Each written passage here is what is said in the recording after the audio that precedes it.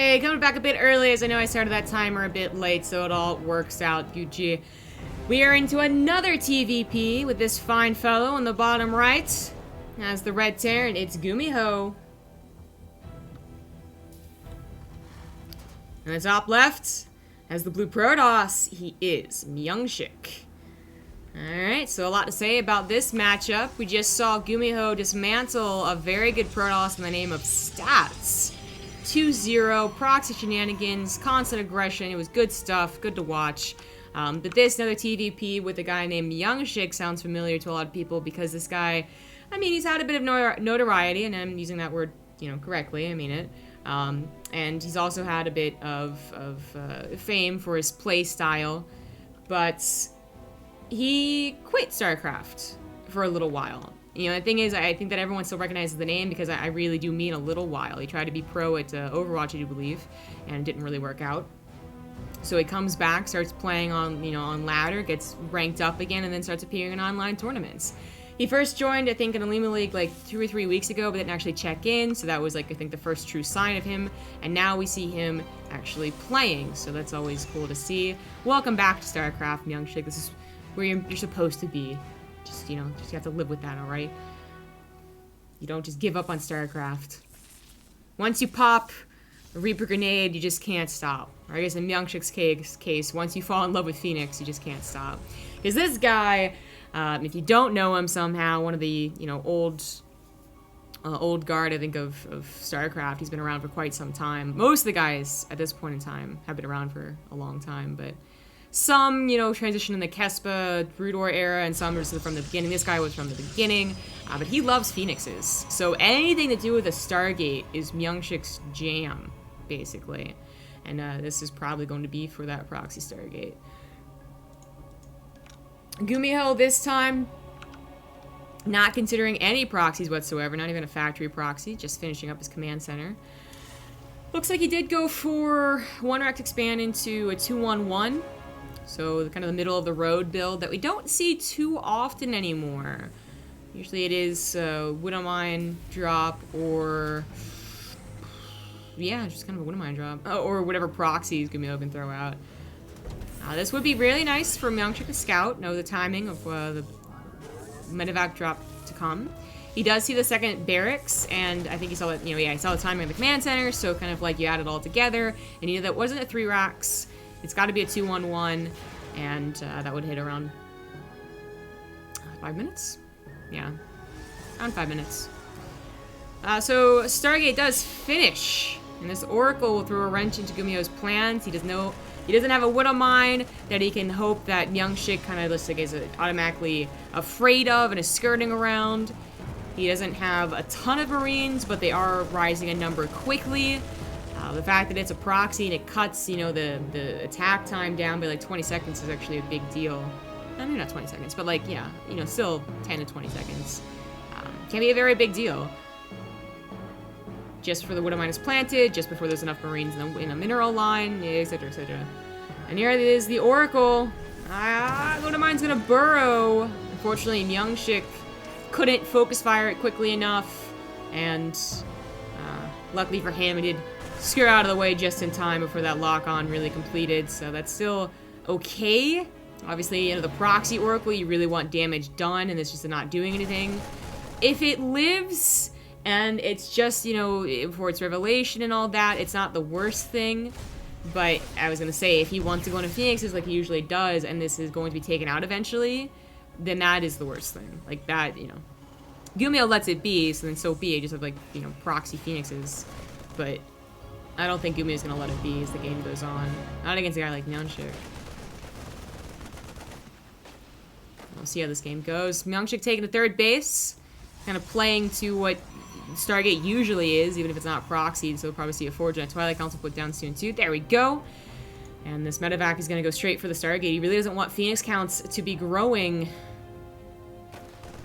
And if the Oracles do come back for this is where he does a little bit of drop micro and then just takes out the Oracles, and it's just not worth for MyuNgSiK to save.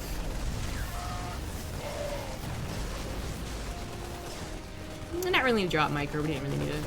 Sim was done, as it was a 2-1-1 that wasn't, super delayed, and combat shields is already on the way, so yeah, this drop, you know, you could have waited for this drop too, and then that is coming around at 5 to 530, dealing some damage perhaps, but I think the priority was taking out the Phoenixes, the potential Phoenixes, that is. MyuNgSiK only made one, but there could have been a lot more, so that he can have more opportunities to drop.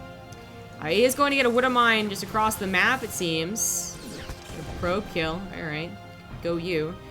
MyuNgSiK did get the Twilight Council in the Forge, but he hasn't started production on them. Going for a lot of gateways, a robo instead, and then we'll see the tech started.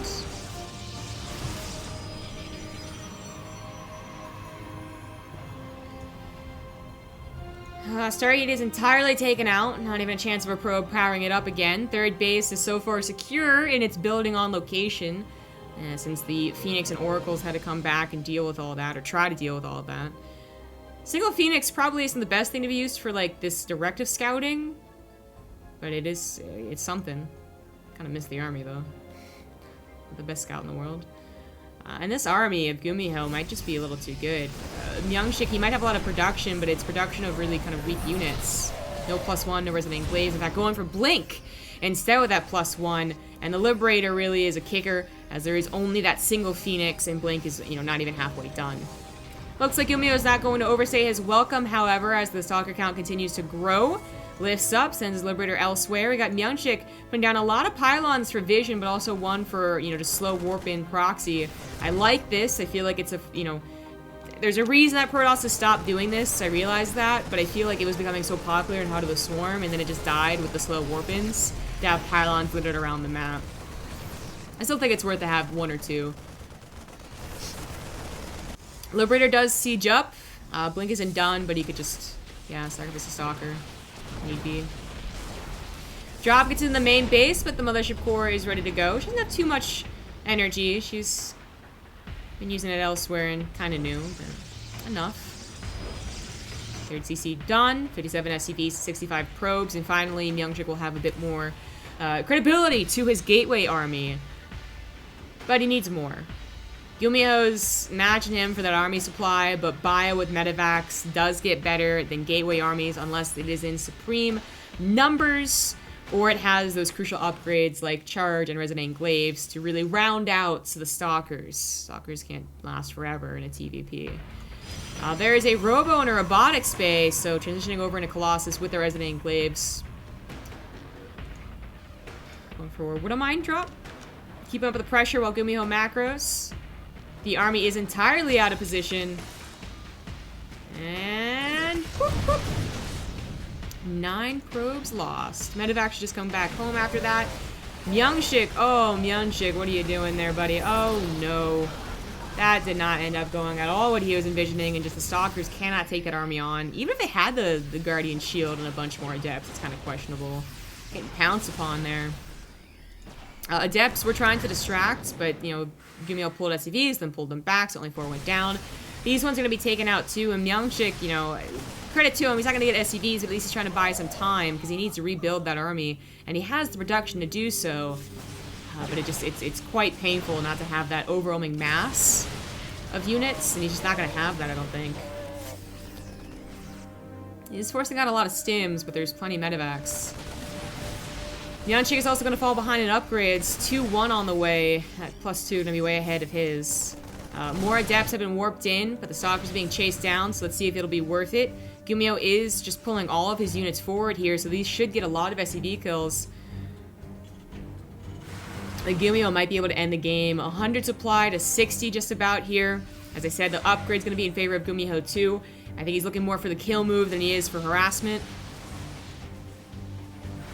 And these Adepts will be taken care of by the tiny bits of reinforcement. Scan goes down, sees that the army is really not that scary. A single Colossus pops out, but doesn't even have Extended Thermal Lance. Oh, 2 Colossus pop out. That's a little bit scarier, but no Extended Thermal Lance and nothing to really protect them on the ground. The Stalkers will just dissolve if they're the fodder there for the Colossus. Stims again, so that army's kind of weak, but then goes for the Nexus and is going to skedaddle. He could actually, he doesn't even have to leave entirely, I don't think. He could just get a good concave. But the trick really is that he stimmed twice, so his army was quite low. So he does get that concave, but 2 Colossus end up taking out quite a lot of these units, more so than usual if they were on full health. That Nexus went down, 21 probes went down. Reinforcements coming in here, a lot more Marauders and no Immortals to help take them out. The Micro is trying to be so real in these Colossus, but they just don't have any more protection. And this looks like it will be game.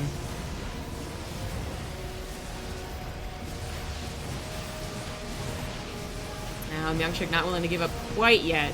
There it is. GG. GuMiho just too good, but MyuNgSiK putting up quite the fight, even after his Oracle. Proxy Oracle didn't do very much. If he had just, 30 more seconds, something like that, he can warp in. Or you know what? I feel like if he didn't lose his sentries and his adepts in that really weird fight at the front, then his Colossus might have just been in the nick of time. Like he has a couple Guardian Shields, a couple Force Fields, 8 more Adepts. And that army of his with 2 Colossus, even without Thermalance, is actually quite scary. But just Stalker, Stalker Colossus against 16 Marauders, yeah, okay, I'll take the 16 Marauders.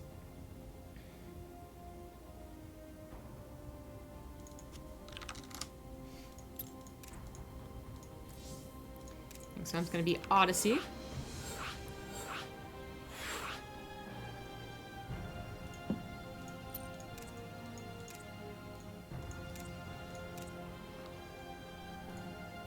Red Naruto and Chinese caster in here.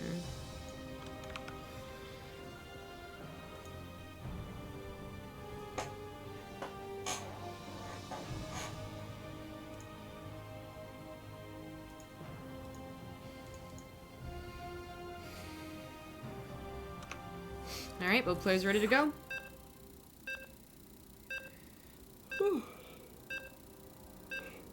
Like I said, I've been doing a lot of casting. Cast earlier today. Managed to squeeze in about 6 hours of sleep. I don't know what my sleep schedule is. Sometimes it's purely like, an American-based sleep schedule, and sometimes it swaps over to like a European-based one. Like, I don't even know. And I'm pretty sure my body doesn't know either, and it's constantly confused. It's confusing the muscles, right? That's a thing. It's not a thing. Don't believe that. Oh, God. Odyssey, game number 2 in the bottom right. He's up 1. There's the blue Terran, GuMiho. And then top left, as the red Protoss, he is MyuNgSiK.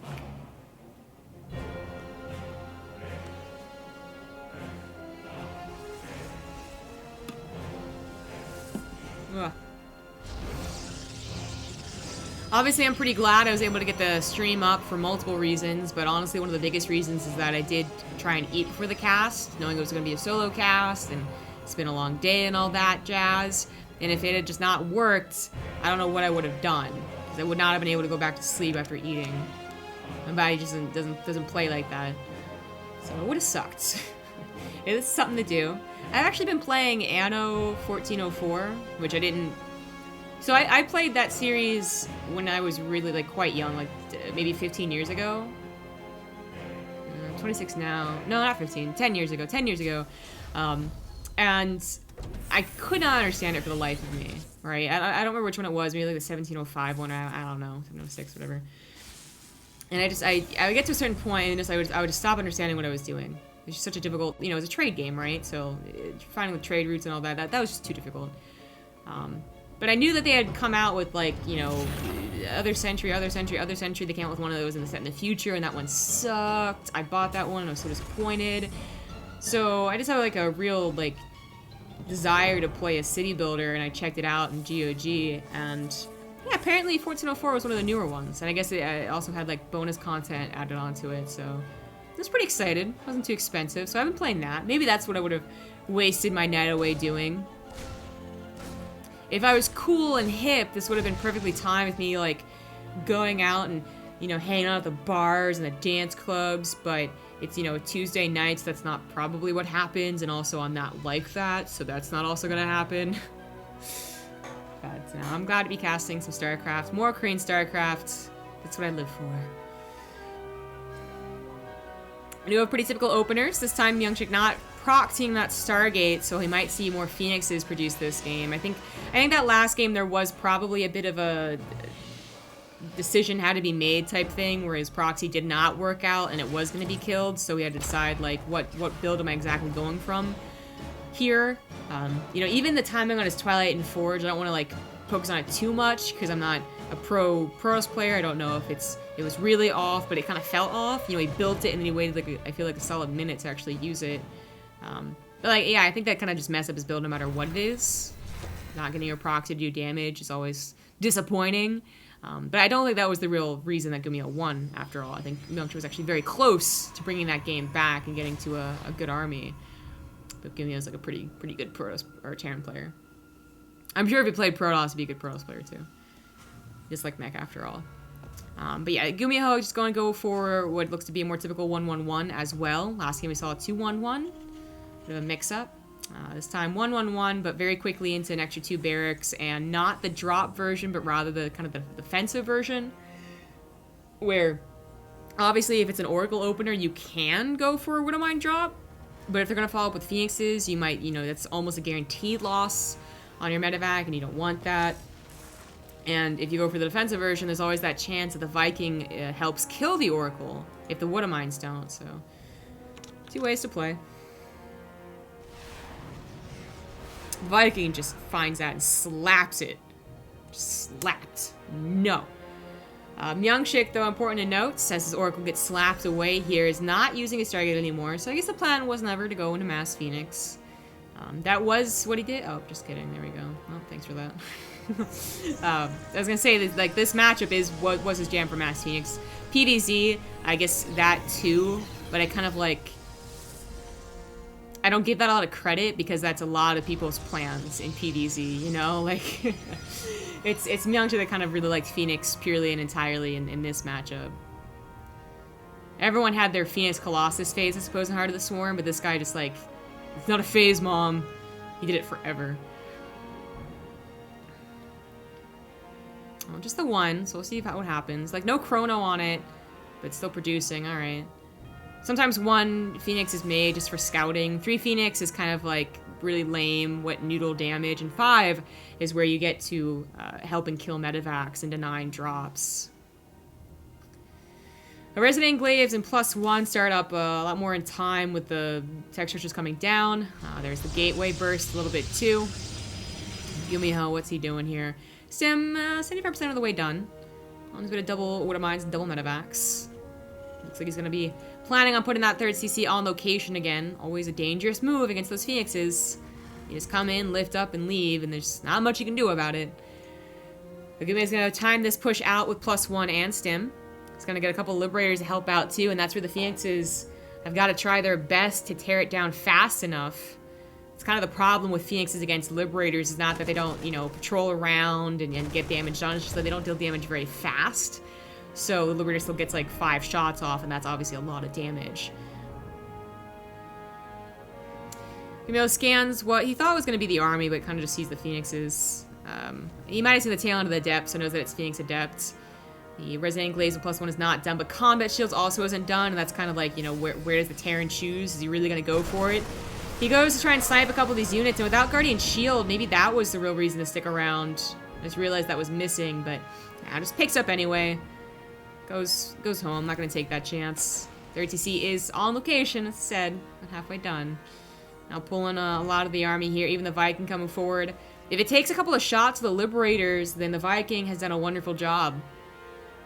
It's kind of a decoy. If it gets a last shot on a Phoenix, then wonderful job too. If it lands, hell, this thing is good against Protoss units now, so. Surprisingly good units to have. MyuNgSiK once again sitting around these proxy pylons and scouting pylons. I do like it, but he manages to still only catch the tail end of this army with this observer. Tries to get in position fast enough, but this Adept force is not that large, and once again missing any Guardian Shield. Not that that sentry wouldn't have been sniped immediately anyways, mind you.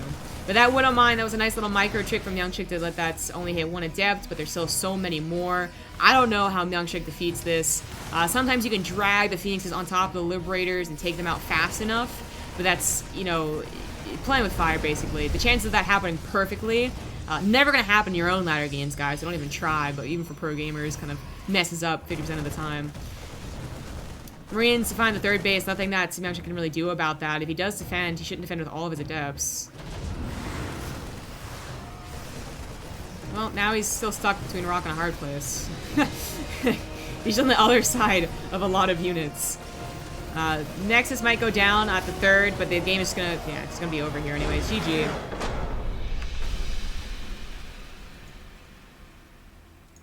And GuMiho takes out yet another Protoss, 2-0. He's gonna go on to the semifinals, so already in the money. We have Ryung and Leenock happening in the other round of 8. Impact versus Cure, and Zest is still waiting on the winner of Hero versus... I don't know who this is, but MyuNgSiK. MyuNgSiK. Oh, God.